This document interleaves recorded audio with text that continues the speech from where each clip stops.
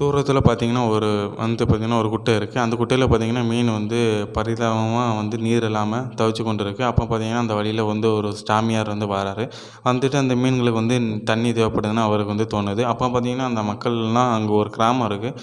அங்கேருந்து பார்த்தீங்கன்னா, 10 மைல் தூரத்தில போயிட்டு தண்ணி குடம் மெத்திட்டு வராங்க. மெத்திட்டு வந்தோனே அந்த சாமியார் கேட்காரு, "எம்மா கொஞ்சம் தண்ணி குடுங்களேன் இந்த மீனுக்கு" அப்படின்னு கேட்கும்போது, "உங்களுக்கு வேற வேலை கிடையாதா சாமி? வெட்டியா உட்காந்துக்கிட்டு அது வேணுமா இது வேணுமா? நாங்களே 10 கிலோமீட்டர் தூரம் போய் நாங்க தண்ணி புடிச்சிட்டு வரோம். இங்க இப்படி கேட்டீங்கன்னா எப்படி?" அப்படின்னு சொல்லிட்டு அந்த பெண்கள போயிட்டாங்க. அதுக்கடுத்து அந்த இடம் எங்க இருக்குன்னு கேட்காரு அந்த பெண்கள்ட்ட.